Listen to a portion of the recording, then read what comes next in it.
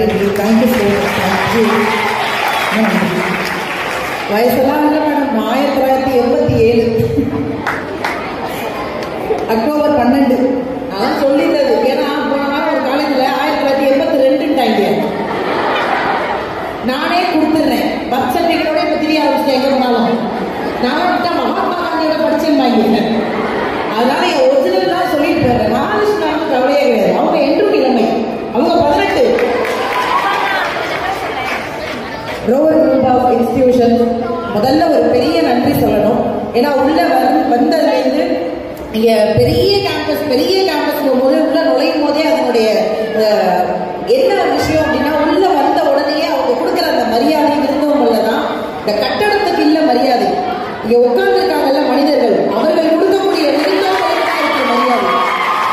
பெரிய கல்லூரி, பெரிய பள்ளி, உள்ள போகும்போது அவர்கள் கொடுக்கக்கூடிய அந்த ஒரு சின்ன சிரிப்பு தான் நம்மள அவங்க யாரும் நமக்கு காமிச்சு கொடுக்கும். நான் உள்ள வந்த உடனே ரூம்க்கு அறைக்கே வந்து ஆசிரியர்கள் கூட்டிட்டு வந்தாங்க. நல்ல வேலை ஒரு 1/2 மணி நேரத்துக்கு முன்னாடி வந்திருந்தீங்கன்னா வித்தவுட் மேக்கப்ல இருந்தேன். மறந்துருப்பீங்க. ஏன்னா உள்ள வந்தோடனே காஃபி ஆர்டர் பண்ணேன். மேடம் நாங்கள் அரண்மனை நிஷா ரூம்ல தான் இருக்கோம். அந்த பையன் கொடுத்துட்டு ரூம் ஃபுல்லாக சுற்றி வந்தான். நான் யாரை தேடுறான்னு சொல்லிட்டு தம்பி யார் பண்ண அக்கா அரண்மனை நிஷா எங்கன்னா நான் தாங்க சொன்னா அவன் செத்துருவான். தம்பி பாத்ரூம்ல குடிச்சிட்டு இருக்காங்கப்பா போப்பான்னு. கீழே இறங்கி வரும்போது அவன் தான் என்கிட்ட போட்டோ எடுத்துட்டு போனான். அதனால நம்ம யாரையும் கஷ்டப்படுறது கிடையாது.